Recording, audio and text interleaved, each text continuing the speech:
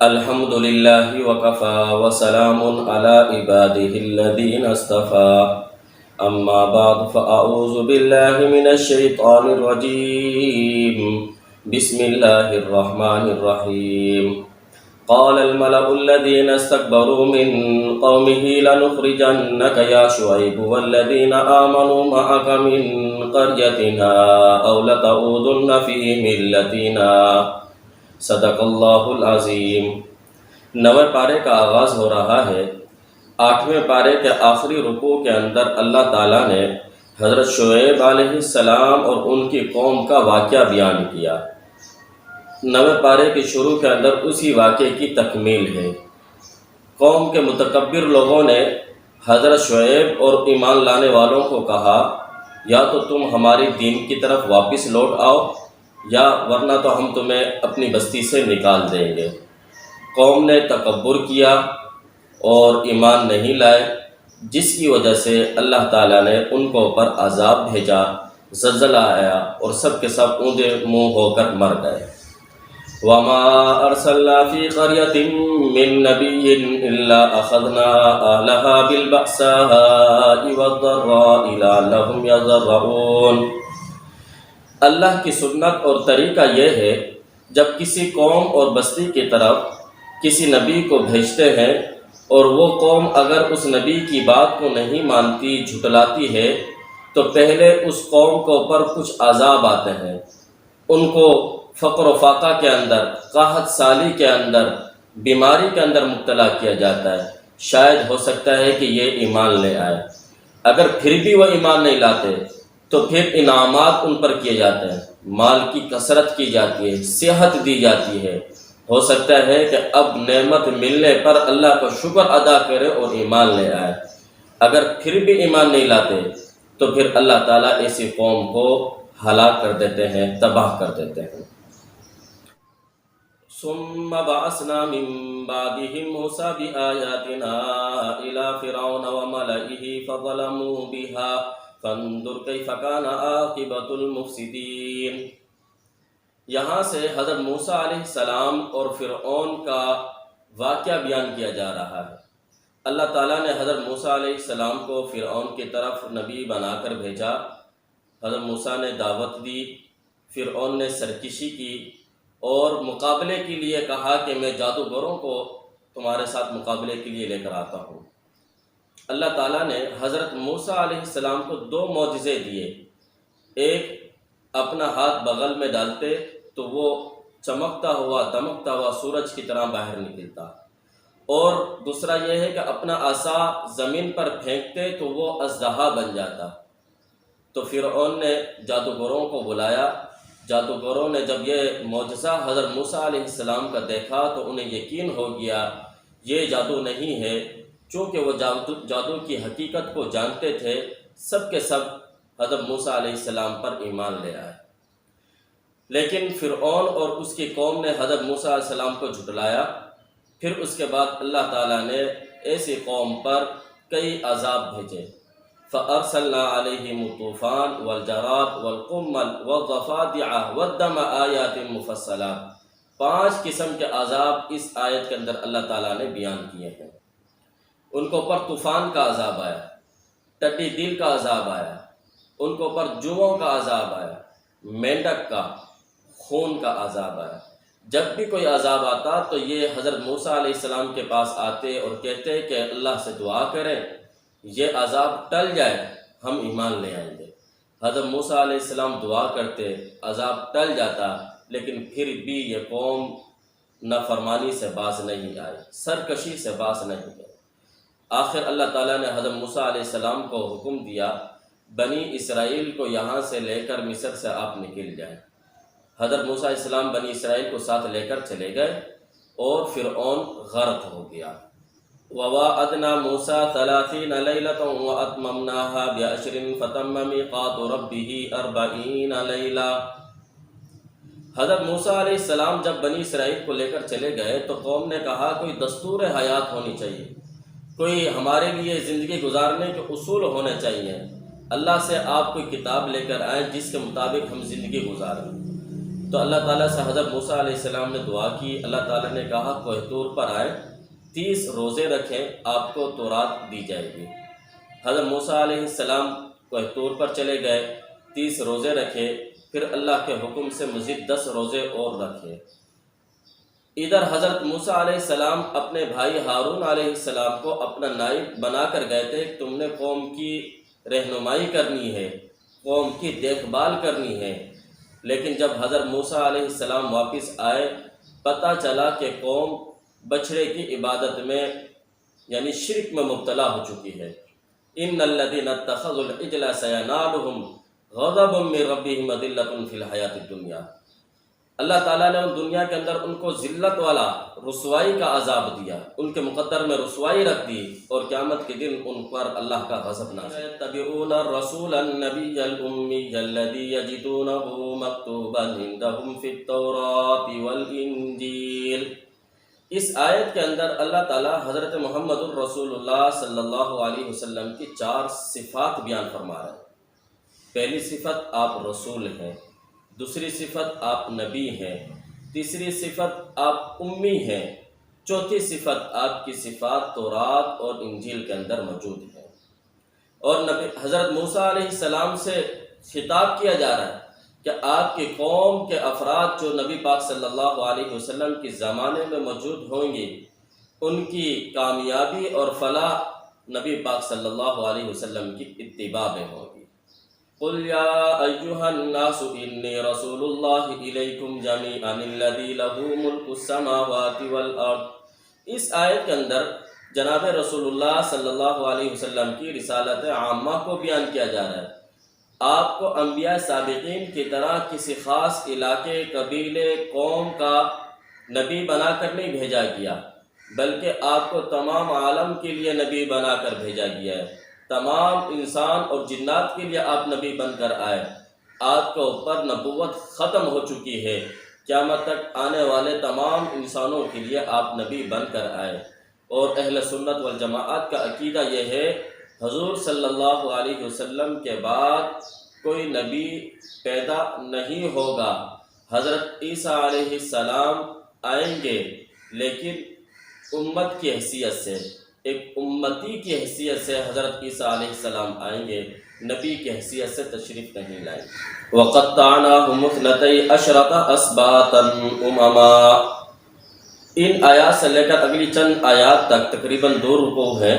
اس کے اندر اللہ تعالیٰ نے حضرت موسیٰ علیہ السلام کے زمانے کے قوم کے حالات کو بیان کیا ہے۔ درمیان میں حضرت محمد الرسول اللہ صلی اللہ علیہ وسلم کی رسالت کا بیان آیا تھا۔ دوبارہ وہی سلسلہ حضرت موسیٰ علیہ السلام کی قوم کا، بنی اسرائیل کے واقعات کا شروع ہو چکا ہے۔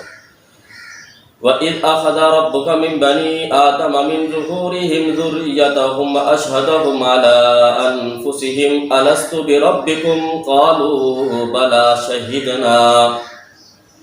اس آیت کے اندر اللہ تعالیٰ اس عہد اور وعدے کو یاد دلا رہے ہیں۔ چونکہ پیچھے کچھ بنی اسرائیل سے وعدے کیے گئے تھے، اسی کی مناسبت سے اللہ تعالیٰ نے اس عہد اور وعدے کو یاد دلایا جو عالم ارواح کے اندر تمام انسانوں سے لیا گیا تھا۔ کیا میں تم سب کا رب نہیں ہوں؟ سب نے بیک زبان ہو کر کہا تھا، قالوا بلا، کیوں نہیں اے اللہ، آپ ہمارے ہی رب ہیں۔ وَاتْلُ عَلَيْهِمْ نَبَأَ الَّذِي آتَيْنَاهُ آيَاتِنَا فَانسَلَخَ مِنْهَا۔ اس آیت کے اندر اللہ تعالیٰ نے قوم جبارین اور بلعام بن باعورا کا واقعہ بیان کیا۔ اللہ تعالیٰ نے حضرت موسیٰ علیہ السلام کو قوم جبارین سے جہاد کرنے کا حکم دیا۔ جب قوم جبارین کو یہ بات پتہ چلی تو وہ بلعام بن باعورا اس زمانے کا بہت بڑا ولی تھا، عبادت گزار تھا اور مستجاب الدعوات تھا۔ تو قوم جبارین بلعام بن باعورا کے پاس آئی اور کہا کہ تم دعا کرو، بد دعا کرو حضرت موسیٰ علیہ السلام اور ان کی قوم کے خلاف کہ وہ ہمارے سے جہاد کرنے کے لیے نہ آئے، واپس چلے جائیں۔ بلعام بن باعورا نے انکار کیا، میں نہیں کر سکتا یہ کام، اس لیے کہ وہ نبی ہیں، اس کے ساتھ فرشتے ہیں، اور انکار کر کر بھیج دیا۔ قوم جبارین نے بلعام بن باعورا کو لالچ دی اور اس کو بہت سارے چیزیں دینے کا وعدہ کیا۔ تو بلعام بن باعورا نے ہاتھ اٹھائے، حضرت موسیٰ علیہ السلام اور ان کی قوم کے لیے جو بد دعا دینا چاہتا تھا، اللہ کا کرنا ایسا ہوا وہ ساری بد دعائیں قوم جبارین کے خلاف نکلی۔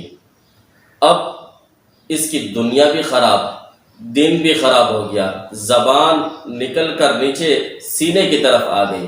اللہ تعالیٰ نے اس کو کتے کے ساتھ تشبیہ دی۔ کتے کو اوپر اگر وزن ڈالے تب بھی وہ ہانپتا ہے، اگر نہ ڈالے تب بھی وہ ہانپتا ہے۔ کہا کہ ایسا شخص جس کے پاس علم ہو فائدہ حاصل نہ کرے، اور جس کے پاس علم نہ ہو تب بھی فائدہ نہیں حاصل کرتا، دونوں صورتیں اس کی ایک جیسی ہیں۔ یسألونک عن الساعۃ ایان مرساها، مشرکین مکہ جناب رسول اللہ صلی اللہ علیہ وسلم کے پاس آتے اور پوچھتے قیامت کب آئے گی؟ تو آپ صلی اللہ علیہ وسلم نے کہا غیب کا علم میرے پاس نہیں ہے۔ قل لا املک لنفسی نفعا ولا ضرا الا ما شاء اللہ ولو كنت اعلم الغیب لاستكثرت من الخیر وما مسنی السوء ان انا الا نذیر وبشیر لقوم یؤمنون۔ اس آیت کے اندر اللہ تعالی جناب رسول اللہ صلی اللہ علیہ وسلم نے صراحتاً واضح طور پر علم غیب کی اپنے لیے نفی کر دی ہے، لہٰذا آپ صلی اللہ علیہ وسلم کے لیے یہ کہنا کہ آپ بھی عالم الغیب ہیں یہ درست نہیں ہے۔ وَإِذَا قُرِئَ الْقُرْآنُ فَاسْتَمِعُوا لَهُ وَأَنصِتُوا لَعَلَّكُمْ تُرْحَمُونَ۔ سورۃ الاعراف کی پہلی دوسری آیات کے اندر اللہ تعالیٰ نے قرآن کی عظمت، قرآن کی حقانیت کو بیان کیا۔ سورۃ الاعراف کے آخر کے اندر آ کر اللہ تعالیٰ قرآن کی عظمت اور آداب کو بیان کر رہے ہیں کہ جب قرآن پاک کی تلاوت کی جا رہی ہو تو اس وقت تم خاموش ہو جاؤ، کان لگا کر سنو، لعلکم ترحمون، تاکہ تمہارے اوپر رحم کیا جائے۔ سورۃ الانفال موجودہ ترتیب کے اعتبار سے 8ویں، نزول کے اعتبار سے 88، 75 آیات 10 رکوع پر مشتمل۔ انفال نفل کی جمع، نفل کا معنی ہے انعام، زیادتی۔ اس صورت کے اندر اللہ تعالیٰ نے حق اور باطل کے درمیان فرق کرنے والی سب سے پہلی اسلام کی جنگ غزوہ بدر کو بیان کیا، جس میں مسلمانوں کی تعداد کم 313 تھی، کافروں کی تعداد 1000۔ بظاہر نقشہ مسلمانوں کے لیے ناکامی کا تھا، لیکن اللہ کی مدد مسلمانوں کے ساتھ تھی۔ اللہ نے مسلمانوں کو فتح دلائی اور مال غنیمت حاصل ہوا۔ تو نفل اس مال کو کہتے ہیں جو کافروں سے بطور غنیمت کا حاصل ہو۔ اس صورت کے اس وجہ سے اسی مناسبت سے انفال کہا گیا۔ پہلی آیات کے اندر اللہ تعالیٰ نے کہا کہ انفال کے بارے میں حکم اللہ اور اس کے رسول پر چھوڑ دو۔ آگے وَاعْلَمُوا أَنَّمَا غَنِمْتُم مِّن شَيْءٍ فَأَنَّ لِلَّهِ خُمُسَهُ، ان آیات کے اندر مال غنیمت کا مکمل حکم بیان کیا جا رہا ہے، انشاءاللہ وہاں پر بیان کیا جائے گا۔ اگلی آیت کے اندر اللہ تعالیٰ مسلمانوں کی 5 صفات بیان کر رہے ہیں۔ إِنَّمَا الْمُؤْمِنُونَ الَّذِينَ إِذَا ذُكِرَ اللَّهُ وَجِلَتْ قُلُوبُهُمْ، پہلی صفت خوف خدا۔ وَإِذَا تُلِيَتْ عَلَيْهِمْ آيَاتُهُ زَادَتْهُمْ إِيمَانًا، جب اللہ کے قرآن پاک کی تلاوت کی جاتی ہے ان کے سامنے، ان کا ایمان مزید بڑھنا شروع ہو جاتا ہے۔ وَعَلَىٰ رَبِّهِمْ يَتَوَكَّلُونَ، تیسری صفت یہ اللہ پر توکل کرتے ہیں، اسباب کو اختیار کرنا اور پھر اللہ پر امید رکھنا، اس کو توکل کہتے ہیں۔ آگے فرمایا الَّذِينَ يُقِيمُونَ الصَّلَاةَ وَمِمَّا رَزَقْنَاهُمْ يُنْفِقُونَ، نماز قائم کرتے ہیں، اللہ کے دیے ہوئے مال سے اللہ کی راہ میں خرچ کرتے ہیں۔ یہ 5 صفات اللہ تعالیٰ نے ان آیات کے اندر بیان کی۔ کما اخرجک ربک من بیتک بالحق وان فریقا من المؤمنین لکارہون، یہاں سے اگلی آیات کے اندر اللہ تعالیٰ نے غزوہ بدر کا نقشہ کھینچا ہے۔ اگر کوئی شخص قرآن مجید کا صرف ترجمہ پڑھے تو وہ غزوہ کا منظر سامنے آ جاتا ہے، مسلمانوں کی تعداد کتنی، مسلمان کس طریقے سے کھڑے تھے، کافر کس طریقے سے تھے، کس طریقے سے مسلمانوں کے ساتھ اللہ کی مدد شامل ہوئی، فرشتوں نے آ کر مدد کی۔ یہ پورا واقعہ اللہ تعالیٰ نے ان 2 رکوعات کے اندر بیان کیا۔ اور پھر آگے اللہ تعالیٰ نے مسلمانوں کے لیے کامیابی کے 5 اصول بیان کیے، اور 5 مرتبہ اللہ تعالیٰ نے مسلمانوں کو مخاطب کیا، یا ایھا الذین آمنوا اذا لقیتم الذین کفروا زحفا فلا تولوہم الادبار۔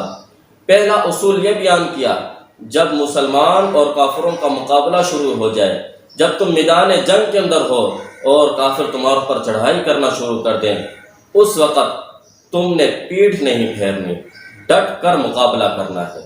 اور دوسرا اصول بیان کیا، یا ایھا الذین آمنوا اطیعوا اللہ ورسولہ ولا تولوا عنہ وانتم تسمعون۔ دوسرا اصول بیان کیا جا رہا ہے، اللہ اور اس کے رسول کی اتباع کرو، ان کا حکم مانو، ان سے منہ مت موڑو جب کہ تم ان کی بات کو سن رہے ہو۔ تیسرا اصول، یا ایھا الذین آمنوا استجیبوا للہ وللرسول اذا دعاکم لما یحییکم۔ جب کسی بات کی طرف اللہ اور اس کا رسول کا حکم آ جائے، وہ بات بھی ایسی ہو جس میں تمہاری زندگی ہو، تو پھر تم اس بات کو مان لو، اس پر عمل کرو۔ یا ایھا الذین آمنوا لا تخونوا اللہ والرسول وتخونوا اماناتکم۔